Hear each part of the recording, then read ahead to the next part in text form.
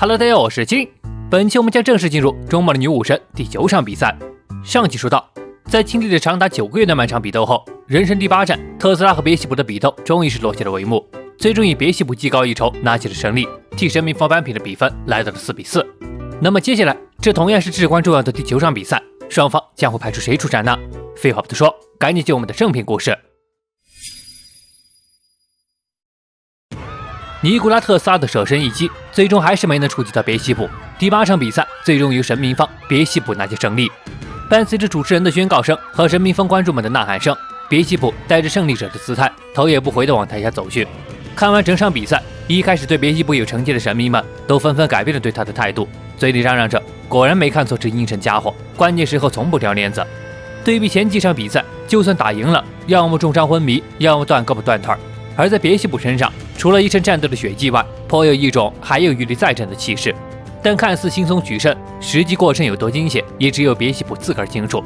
走下擂台后，他则依靠着墙壁喃喃道：“你觉得如何呢，哈迪斯先生？”画面一转，神明方休息室里，哇，真是场旗鼓相当的比赛啊！战神阿瑞斯一屁股坐在椅子上，还好是他们神明方赢了。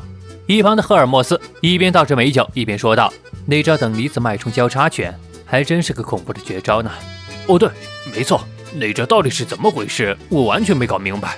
赫尔墨斯将酒杯递给了阿瑞斯，顺道解释了起来。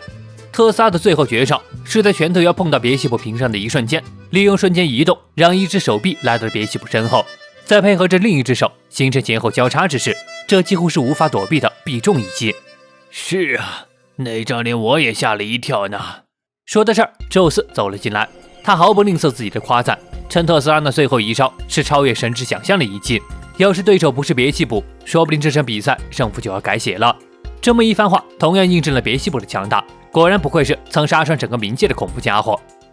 回到人类一方，虽然比赛是输掉了，但没有人会怪罪特斯拉。和宙斯等人所想不同，科学家们是真正了解特斯拉的人，那最后的绝招其实根本就不能看作是绝招，而是特斯拉在战斗中灵光一现想到的，兴许是从别西卜那舍弃一切的战斗姿态中领悟到的。特斯拉直到最后都在向前进步，当之无愧是最强的科学家。听完这番话，前一秒还抱头痛哭的爱迪生，下一刻便斗志昂扬。既然特斯拉用生命都要点亮人类之光，那他们也不要停下脚步，去继续推动科学进步，不要辜负最强科学家特斯拉的遗愿，引领着人们朝着未来前进吧。在人类方看台上，格雷也正替九姐的死而痛哭流泪，但一想到九姐最后那满脸欣慰的笑，心里也就没那么难受了。正想回头问问希尔德姐，可身后哪里还有人影？此刻擂台上正响起主持人的宣告声，人类和神明方再次打拼，比分来到4比4。那么接下来第9场比赛又会是怎样精彩的激战呢？人神两方都为此焦急等待着。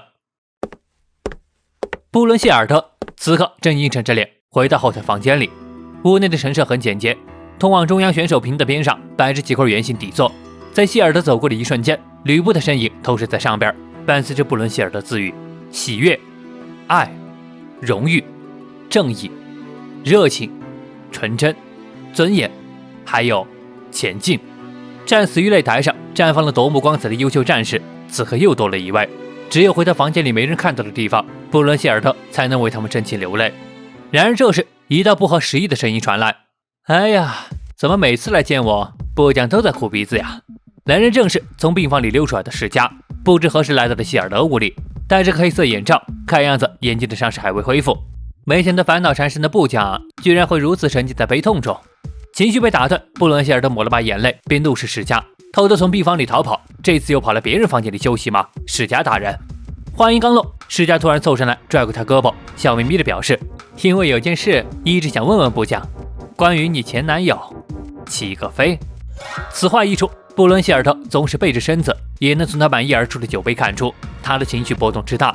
世家接着说道：“好像很久以前他就被关押在地狱里，对吧？这场诸神黄昏和你的前男友小齐格是有关联的，对吧？”“不，你错了。”布伦希尔德的果断否认令世家一愣，然而却听希尔德说道：“齐格他并不是我的前男友啊。”原来他的否认是指这个，但这就更令世家大跌眼镜了。没等回过神来，布伦希尔德便转身离去，留世家在原地懵逼的自语道：“真的假的？不对吧？部将的思春期恶化的有点严重呢。在冥界之中有一个深不见底的巨坑，在那巨坑底部有一扇森严的大门，上面刻画着凶神恶煞的恶魔脑袋，这里便是关押着无数妖魔鬼怪的地狱。望不见尽头的走廊上，2名巡视的狱卒手里正拿着什么东西，路过的各路妖魔都没能让两人挪开视线。原来他们正看着最近闹得沸沸扬扬的人神大战速报，别西卜的胜利在两人看来是理所当然的。鹰头守卫正是所罗门72柱魔神之一安朵斯，虎头守卫同样是72柱魔神之一费拉伦斯。两人一边聊着一边往深处走去，突然间一道声音叫停了两人。什么4比4？哈哈，居然是这样的走向，这谁能想到呢？望着牢房里，费拉伦斯问起，那你来说说，这诸神黄昏你比较看好哪一边？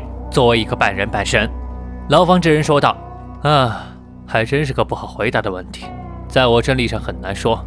两守卫正表示随便说说就行，突然间猛地反应过来，上头可是严令禁止他们和这人说话的，真是太危险了。说着便头也不回的往里走去。只见那监牢之人被无数根锁链交叉锁死在柱子上，嘴里慵懒地说着，切，真是无聊。对了，那家伙应该正在努力着呢，但真的没问题吗？看到这些如此可靠的人们，说不定会卖力过头呢，可不能乱来哦，希尔德。此人正是北欧屠龙英雄齐格飞。好了，到这里就是女武神第9场第1回的全部内容了。说是第9场，严格意义上只能算是第8场过后的过渡回。整场看下来，只有一个重点，齐格飞的出场。结合希尔德和世嘉的对话，似乎这人神之战并不单纯是为了人类存亡。布伦希尔德作为发起者，在背后还有其他目的，而这更是牵扯到关押在地狱里的齐格飞。了解北欧神话的小伙伴都知道，女武神布伦希尔德的丈夫是屠龙英雄齐格鲁德，而齐格鲁德和齐格飞严格来说是同源人物，漫画里的设定也相差不离。布伦希尔德和齐格飞隐有恋情关系。